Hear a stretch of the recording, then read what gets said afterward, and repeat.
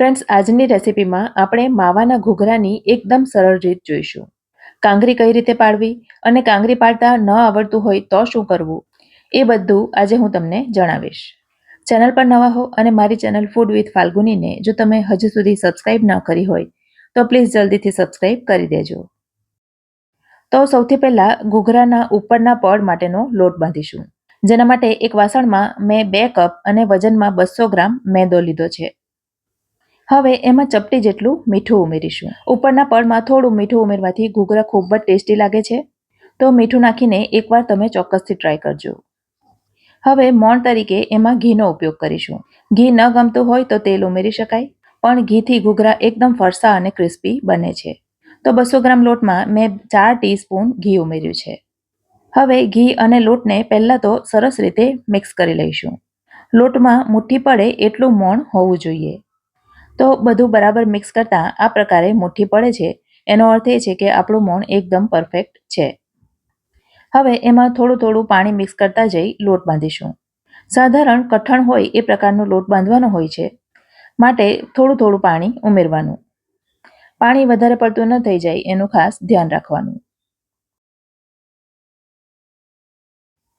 તો આ પ્રકારનો રોટલી કરતાં થોડો કઠણ હોય એ પ્રકારનો લોટ બાંધવાનો. હવે એને ઢાંકીને અડધા કલાકનો રેસ્ટ આપીશું. અને હા, લોટ બાંધવા માટે મને અડધા કપ જેટલા પાણીની જરૂર પડી. હવે ઘૂઘરાના સ્ટફિંગની તૈયારી કરીએ. જેના માટે એક વાસણમાં મેં 1/4 કપ જેટલા કાજુ લીધા છે. સાથે જ 1/4 કપ જેટલી બદામ લીધી છે. બંનેને ધીમા તાપે શેકી લઈશું. આ સિવાય જો તમારી પાસે પિસ્તા હોય તો એ પણ 1/4 કપ જેટલા લેવાના. અત્યારે મારી પાસે નથી તો મેં નથી ઉમેર્યા. જો કાજુ બદામ તમારા ક્રિસ્પી હશે તો 2 થી 3 મિનિટમાં જ એ શેકાઈ જશે. તો આ પ્રકારનો કલર આવે એટલે એને એક વાસણમાં ઠંડા થવા માટે કાઢી લઈશું. હવે એ જ વાસણમાં 2 ટીસ્પૂન જેટલું ઘી લઈશું. અને અહીં મેં 200 ગ્રામ દૂધનો માવો લીધો છે. દૂધનો માવો કોઈ પણ ડેરીમાં સરળતાથી મળી જાય છે. અને એ ન મળે તો દૂધને બાળીને કે પછી મિલ્ક પાવડરમાંથી પણ તમે માવો બનાવી શકો છો. વળી આ ત્રણમાંથી કોઈ પણ પ્રકારનો માવો તમારી પાસે અવેલેબલ ન હોય તો શું કરવું અને માવાદાર ઘૂઘરા કઈ રીતે બનાવવા એ હું તમને છેલ્લે જણાવીશ. વળી આ મીઠો માવો છે. દુકાનદાર પાસે મેં મોળો માવો માંગ્યો હતો અને એમણે ભૂલથી મને મીઠો માવો આપી દીધો, જેની મને ઘરે આવ્યા પછી ખબર પડી. હવે આ મીઠા માવાને વધારે પડતો નહીં શેકવાનું, કારણ કે એમાંની ખાંડ ઓગળશે તો માવો થોડો ચવળ થઈ જશે. પણ જો તમારો મોળો માવો હોય તો એને 4 થી 5 મિનિટ સુધી અથવા તો ઘી છૂટું પડે ત્યાં સુધી શેકવાનું. માવાને આ રીતે થોડો શેકવાથી ઘૂઘરાની સેલ્ફ લાઈફ વધે છે. 1-2 મિનિટ સુધી શેક્યા પછી આ માવાને ઠંડો થવા માટે બીજા વાસણમાં લઈ લઈશું. હવે એ જ વાસણમાં ફરીથી 2 ટીસ્પૂન જેટલું ઘી લઈશું. અને ઘી ગરમ થાય એટલે એમાં રવો ઉમેરીશું. તો મેં અહીં અડધો કપ ઝીણો રવો લીધો છે. તમે મોટો સૂજી પણ લઈ શકો.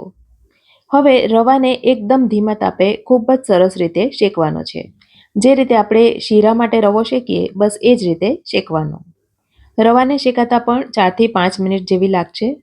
એમાંથી સરસ સુગંધ આવે અને આછા બદામી રંગનો થાય ત્યાં સુધી એને શેકવાનો. એના કરતાં વધારે નહીં શેકવાનો. હવે રવાને પણ એ જ વાસણમાં લઈ લઈશું જેમાં આપણે માવો રાખ્યો હતો. અને એને પણ એકદમ ઠંડો થવા દઈશું. ત્યાં સુધીમાં આપણે જે ડ્રાયફ્રૂટ શેકીને રાખ્યા હતા એ સરસ ઠંડા થઈ ગયા છે. તો એને એક મિક્સર જારમાં લઈ અધકચરા ગ્રાઇન્ડ કરી લઈશું. એકદમ ઝીણો ભૂકો નહીં કરવાનો, પણ આ પ્રકારનું કોર્સ એવું વાટવાનું. અને એને પણ માવા અને રવા સાથે લઈ લઈશું. હવે એમાં 1/2 ટીસ્પૂન જેટલો ઇલાયચીનો પાવડર ઉમેરીશું. ફ્રેન્ડ્સ, આ સિવાય તમને સૂકા કોપરાની છીણ ગમતી હોય તો એ પણ એમાં અડધો કપ જેટલી ઉમેરી શકાય. હવે બધું બરાબર મિક્સ કરી લઈશું. ફ્રેન્ડ્સ, માત્ર રવાના ઘૂઘરા કઈ રીતે બનાવવા એની રેસીપી પણ મેં અપલોડ કરી છે, જેની લિંક મેં ડિસ્ક્રિપ્શનમાં આપી દીધી છે. હવે હાથ વડે મસળીને બધું બરાબર મિક્સ કરી દેવાનું. અને હા, જો તમે મોળા માવાનો ઉપયોગ કર્યો હોય તો આ સમયે એમાં અડધો કપ દળેલી સાકર અથવા ખાંડ ઉમેરી દેવાની. તો સરસ મજાનું ઘૂઘરાનું સ્ટફિંગ બનીને તૈયાર થઈ ગયું છે. ત્યાં સુધીમાં લોટને પણ સરસ રેસ્ટ મળી ગયો છે. તો હવે લોટને ફરીથી થોડો કૂણવી લઈશું, જેથી એ એકદમ સરસ સોફ્ટ થઈ જશે. હવે એમાંથી ઘૂઘરા માટેના લુવા તૈયાર કરીશું. તો તમને મોટા ઘૂઘરા ગમતા હોય તો મોટા અને નાના ગમતા હોય તો નાના લુવા તૈયાર કરવાના. મેં લગભગ પૂરી જેટલી સાઈઝના લુવા તૈયાર કર્યા છે. એક લુવો લઈ બાકીના લોટને ઢાંકી દેવાનો, જેથી એ સુકાઈ ન જાય. અને હવે એ લુવામાંથી પૂરી વણી લઈશું. એકદમ જાડી પણ નહીં અને એકદમ પાતળી પણ નહીં, એ પ્રકારની પૂરી વણવાની. તો તમે જોઈ શકો છો આ પ્રકારની થિકનેસવાળી પૂરી તૈયાર કરવાની. અને હવે એમાં સ્ટફિંગ ભરીશું. તો અંગૂઠા અને આંગળીની વચ્ચે ખાડો કરી એના ઉપર પૂરી મૂકી દેવાની અને એમાં સ્ટફિંગ ભરી દેવાનું. ફ્રેન્ડ્સ, એક વસ્તુ યાદ રાખવાની કે એમાં વધારે પડતું સ્ટફિંગ નહીં ભરવાનું, નહીં તો પછી આપણને કાંગરી પાડવામાં તકલીફ પડશે. તો ફરતેથી અડધા ઇંચ જેટલી પૂરી દેખાય એટલું સ્ટફિંગ ભરવાનું. હવે એક તરફથી પૂરી ભેગી કરતા જઈ એને સરસ રીતે ચોંટાડી દેવાની. એકદમ દાબીને સીલ કરી દેવાનું, જેથી ઘૂઘરો તળતી વખતે ખુલે નહીં. અને હવે એમાંથી કાંગરી પાડીશું. કાંગરી પાડવા માટે એક ખૂણા પરથી લોટને દબાવવાનો અને અંદરની તરફ વાળી દેવાનો અને એ જ રીતે છેક સુધી કરતા જવાનું. હું લેફ્ટી છું તો તમને જોવામાં અટપટું લાગતું હશે, પણ કઈ રીતે કરું છું એનો ખ્યાલ તમને આવી ગયો હશે. તો આ પ્રકારે સરસ મજાનો ઘૂઘરો તૈયાર થઈ જશે. હવે જોઈશું કે કાંગરી પાડતા ન આવડતી હોય તો શું કરવાનું. તો એક ઘૂઘરો સરસ સ્ટફ કરીને તૈયાર કરી દેવાનો અને ત્યાર પછી વિડીયોમાં જોઈ શકો છો એ રીતે એક કાંટા ચમચીથી એની ધાર ઉપર પ્રેસ કરી દેવાનું, જેથી બે છેડા સરસ રીતે જોડાઈ જાય. પણ ધ્યાન એ રાખવાનું કે ઘૂઘરામાં કાણું ન પડવું જોઈએ. તો આ પણ એક સરળ રીત છે જેનાથી ઘૂઘરા સરસ તૈયાર થાય છે. ઘૂઘરાના પડ ચોંટે નહીં અને સુકાય છે એવું લાગે તો પૂરી વણ્યા પછી એની ધારની ફરતે થોડું પાણી લગાવી દેવાનું અને ત્યાર પછી ઘૂઘરો ભરવાનો. વળી જેમ જેમ તમે ઘૂઘરા ભરીને તૈયાર કરો તેમ તેમ એને એક ભીના કપડાની નીચે રાખવાના. જો ઘૂઘરા સુકાઈ જશે તો પણ તળતી વખતે ફાટી શકે છે. તો આ વાતનું ખાસ ધ્યાન રાખવાનું. હવે ઘૂઘરાને એકદમ ધીમા તાપે તળવાના છે. તો થોડો લોટ ઉમેરી પહેલાં તેલનું ટેમ્પરેચર ચેક કરી લેવાનું અને ત્યાર પછી ઓછા ગરમ તેલમાં એક એક કરીને ઘૂઘરા મૂકવાના. તેલમાં સમાય એટલા ઘૂઘરા મૂકવાના અને તેલમાં મૂક્યા પછી 1-2 મિનિટ સુધી એને એમનેમ તળાવા દેવાના. 1-2 મિનિટ પછી એક એક ઘૂઘરાને ચમચીની મદદથી ટર્ન કરવાનો.